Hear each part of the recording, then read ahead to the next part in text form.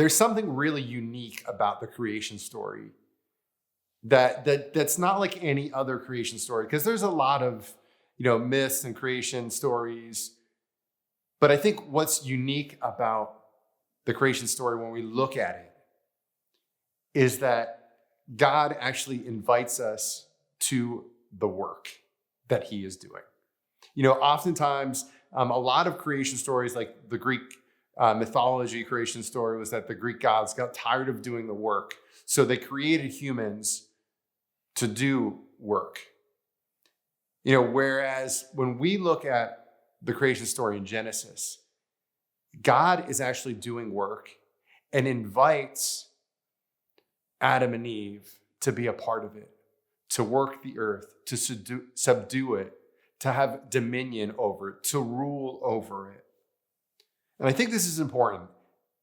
As we've been talking about how we're each uniquely created and how we reflect God, we've been talking about our gifting, how we're called. But lastly, I just want you to think about what it means to share in God's work, to share in God's life. Really, when we talk about grace, one of my favorite definitions of grace is really the sharing of God's life. So as we look at those things, you look at the fact that you're called to reflect God in your own unique and individual way, and that you're gifted specifically to you. And that with that gifting, you're given a calling to do something great. What that's all about can kind of be wrapped up in this idea of work. That there's something that we're all called to participate in. That actually work, though it can be a drudgery at times, what it's meant to be is sharing in creation, sharing in God's action in the world.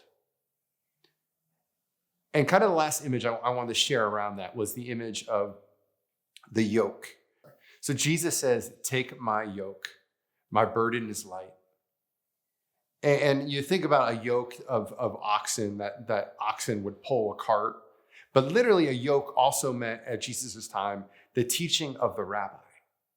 So really the teaching of Jesus brings this all together as we take upon us this call to be a disciple, to live like the rabbi invites us, enables us to be a part of the work.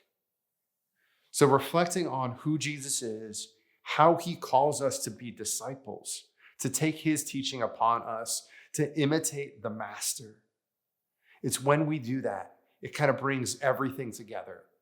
Our gifting, our uniqueness, our calling. How are we going to use that for God? How are we going to enter into creation, enter into his work, and ultimately share in grace, share in God's life? I invite you to think about that today.